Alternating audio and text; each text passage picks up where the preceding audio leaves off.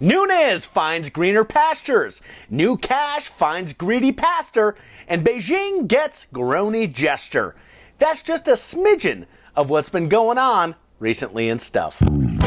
Here at Geeks You Drink, we write over 19,000 quiz questions a year, so you think we wouldn't have time to keep up with the news. But guess what, motherfucker? We do it anyway. This is Recently in Stuff. Good afternoon, happy Friday, and welcome to Recently in Stuff, the Geeks Who Drink weekly news quiz.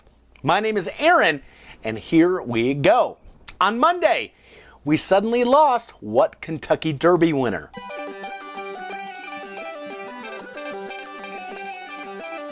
That's Medina Spirit, who died of a heart attack on the track during a routine workout. The racehorse was worth over $50 million, so for at least a little while, Fancy Feast will live up to its name.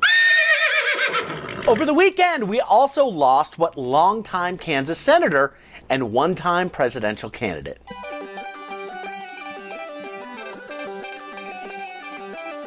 That was Bob Dole. And you know what that means. We get to add another face to Mount Whitewash. Next up, on Monday, what former senator announced a right flank challenge to Brian Kemp in Georgia's gubernatorial race?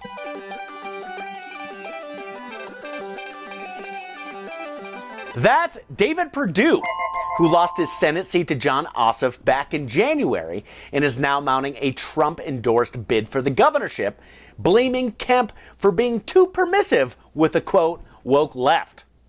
That said, a number of conservative Georgians have concerns that even Perdue isn't right-wing enough for them, so they'll be supporting this guy, the recently relocated statue of Nathan Bedford Forrest.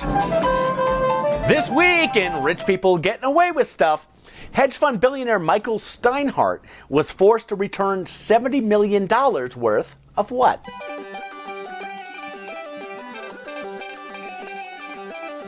That's stolen art and artifacts, 180 of them in total.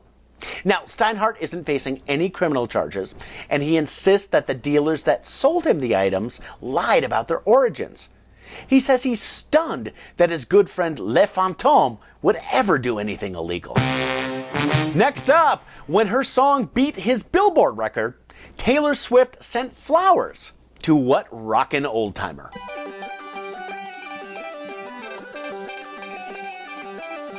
That's Don McLean.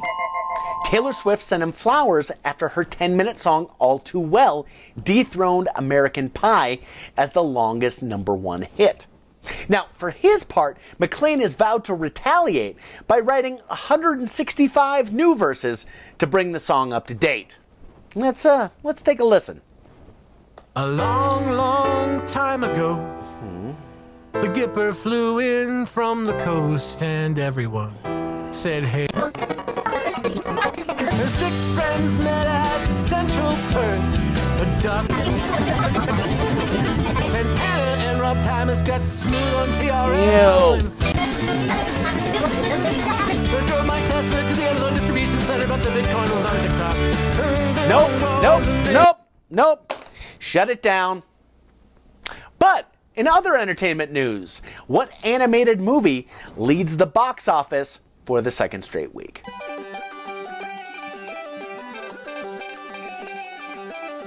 That's the new Disney movie Encanto, about a magical sentient house. And good for them, but big deal, my house talks to me too. Hey, Alexa, play Taylor Swift. Sorry, Amazon Web Services are down. Alexa! Now harvesting user data to sell to highest bidder. User data sold.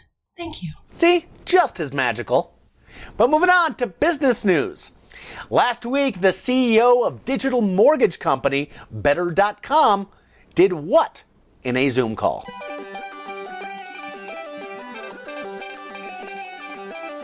He fired 900 employees. And yeah, that sounds really heartless, especially right before the holidays. But as part of their severance, the laid-off employees were allowed to participate in the mortgage business holiday tradition of going door to door, hand-delivering Christmas foreclosures. In other holly jollity, a Colorado Sheriff's Department was criticized after posting a picture of Santa doing what?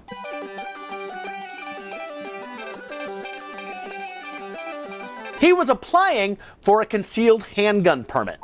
Oh man, a handgun? That just seems gross.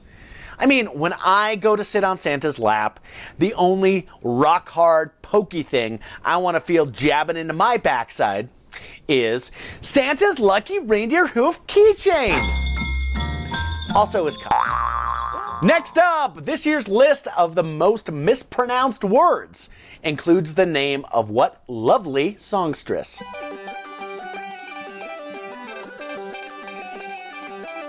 That's Billie Eilish, and the list was released by the U.S. Captioning Company, which does subtitling for real-time events on TV.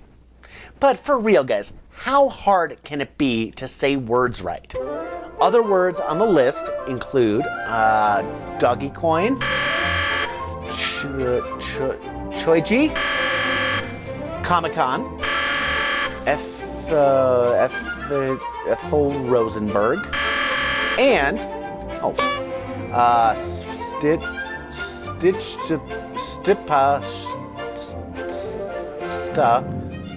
Giannis Antetokounmpo. Next up, Texas realtor Jenna Ryan says she plans to detox and do yoga during what?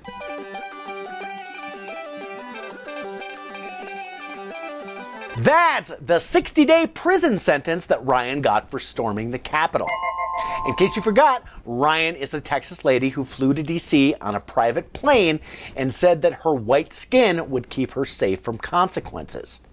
She went on TikTok to say that she was hoping to work out a lot and do yoga, and that, quote, hopefully they have protein bars and protein shakes. Because she apparently thinks she's been sentenced to 60 days on a goop cruise. Don't be silly. Everybody knows that goop cruises were outlawed by the Geneva Convention. Well, that's the sound of a boater finding 69 pounds of cocaine off the Florida Keys, which means it's time for the Week in Florida. While on a boating trip, an unnamed Florida man recently discovered 69 pounds of what floating off the Florida Keys? Hey, wait a minute! I did it! I predicted the Florida thing! Oh, it's cocaine, by the way, but who gives a shit? You know what this means? I broke the curse! You hear me? I fulfilled our bargain! I did it! Now free me, Okeechobee! Free me from this Florida news indenture! You have fulfilled our bargain. You must become wacky Florida stories. Nevermore. I release you from your bonds. It's over! It's really over! Oh, thank God! Oh. But you know what they say? You never really miss a thing until it's gone. So we'll return next week. But before we go, here's a look back at the segment we called The Week in Florida.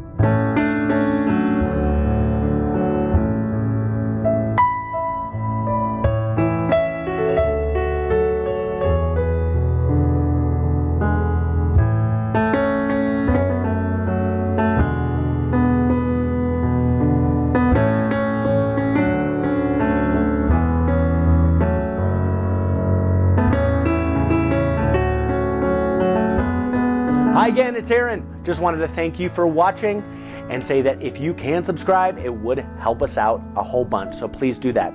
You can also check out our other YouTube content in this whole area here. So thank you.